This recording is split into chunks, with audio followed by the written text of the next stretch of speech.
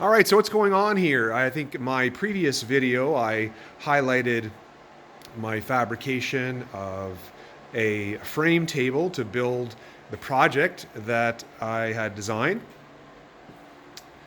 Basically, you're looking at 3x3 square tubing that I was able to pick up surplus before things got crazy with COVID and material costs, and was pretty well able to sell the leftover for about what I paid for the steel. 3x3 square tubing. It's sitting on very solid casters, well reinforced.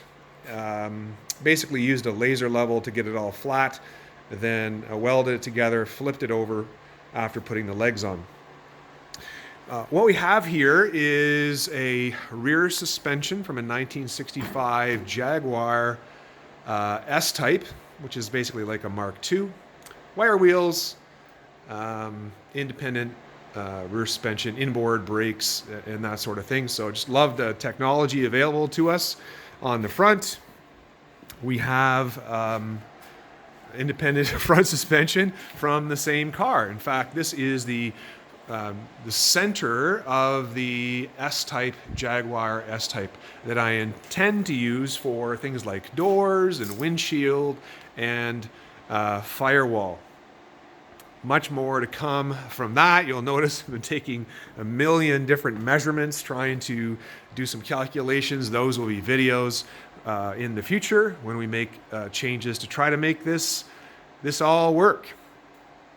Much more to come, explaining all the different parts that we have.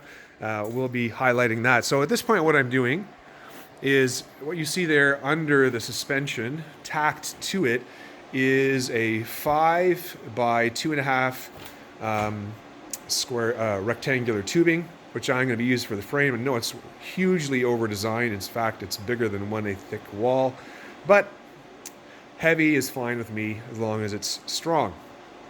So I'm using that to mount, to also determine the height of the suspension right here off the ground. I had two other Jaguar S types. One was a good running car, and I took the measurements of the distance from the bottom of the suspension, front and rear, as the datum point. And that will be basically how I'll be building this. So by using these cutoffs from the frame, I'll be able to lay it flat on the frame table, and from there be able to slide it, forward and backwards, side to side.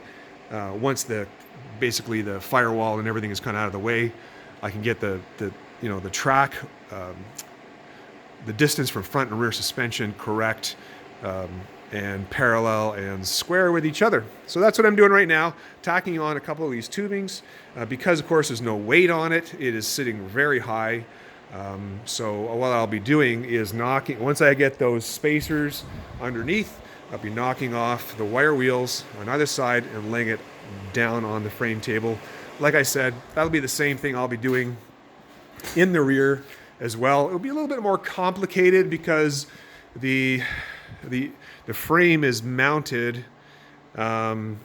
it forms around the rear axle, like most even live axles are done that way. So I have replacement pieces here from Barrett in the UK.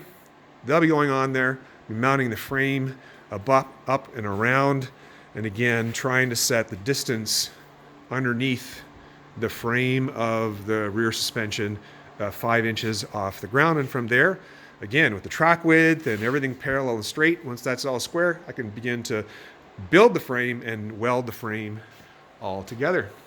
That's it for now.